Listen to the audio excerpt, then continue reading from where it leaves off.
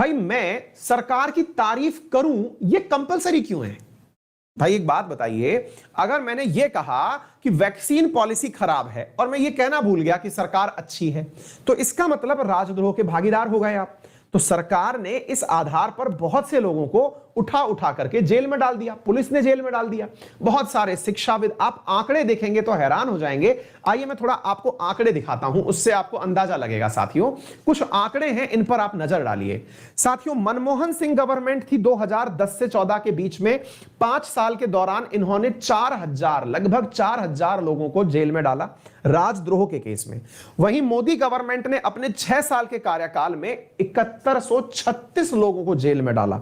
मतलब इनकी औसत और इनकी औसत में अंतर देखिए। ये हर साल औसत 62 लोगों को जेल में डाल रहे हैं, ये हर साल औसत 80 लोगों को जेल में डाल रहे हैं राजद्रोह के केस में।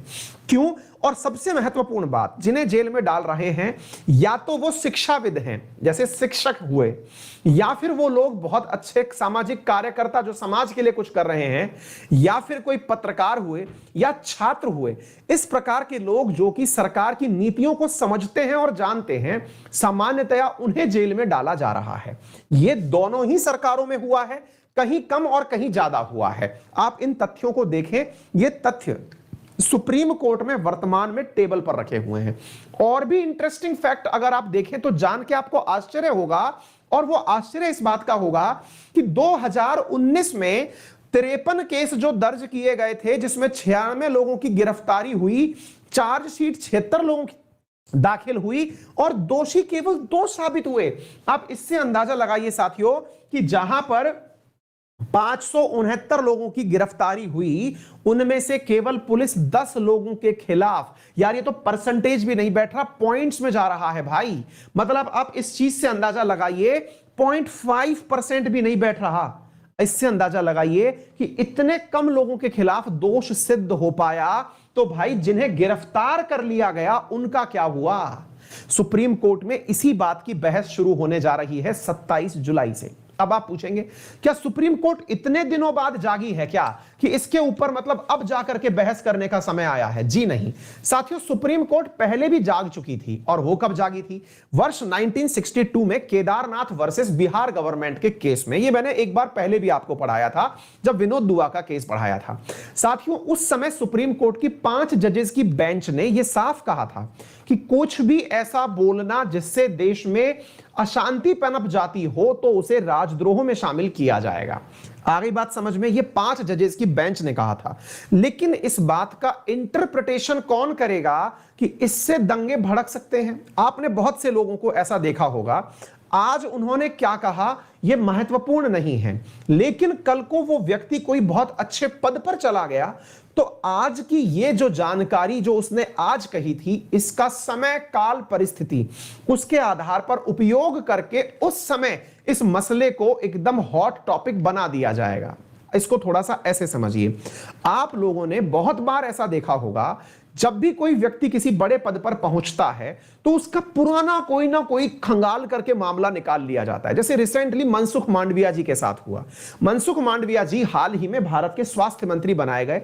उर्वरक और रसायन मंत्री ऑलरेडी थे। जब स्वास्थ्य मंत्री बनाए गए तो उनके कोई बहुत पुराने एक ट्वीट को निकाला गया जिसमें उन्होंने इंग्लिश में कुछ गलती की हुई थी। उस इंग्लिश की गलती को निकाल करके उसे ट्रेंड करा दिया गया कि बताइए ऐसे लोग हमारे देश के स्वास्थ्य मंत्री बनेंगे। मतलब लोग जो हैं वो कमियों का भी पिटारा बना के रखते हैं, उपयोग तब करते हैं जब सही समय आएगा। ये तो बिल्कुल वैसे हो गया जैसे गृहिणियों में, मतलब हस्बैंड वाइफ की लड़ाई जब चल रही होती है तो वाइफ सारे गुस्से का उपयोग सेम डे नहीं करती है, बचा के रखती है कि बेटा एक दिन आएगा तब हम इस पर्टिकुलर बाण का उपयोग करेंगे तुम्हें चुप कराने में। तो ये जो चीजें चल रही हैं ये राजद्रोह में किस प्रकार से उपयोग में आएंगी, इसके ऊपर सुप्रीम कोर्ट बहस करने जा रहा है। तो हमने क्या मुद्दा समझने का प्रयास किया कि किस प्रकार से, तो ये आईपीसी की धारा 124। इसमें मजेदार बात एक और सोचिए, जिस देश ने हम पर शासन किया उस देश ने खुद 2009 में इस कानून को अपने यहां से हटा दिया। अपने आप में ये बड़ी बात है। दूसरी बड़ी बात, भारत में भारत के कौन से कानून हटा दिए जाने चाहिए या कौन से नए कानून बनाने चाहिए, इसके लिए समय समय पर लॉ कमीशन काम करता है।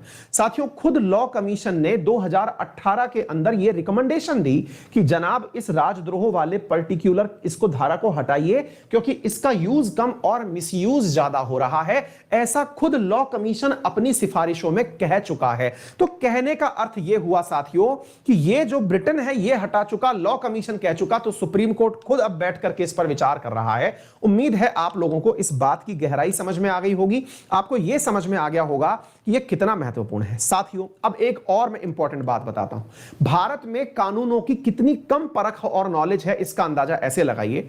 हमारा जो आईटी एक्ट है उसकी एक धारा है 66A, जिसमें यह कहा गया था वंस अपॉन ए टाइम कि यदि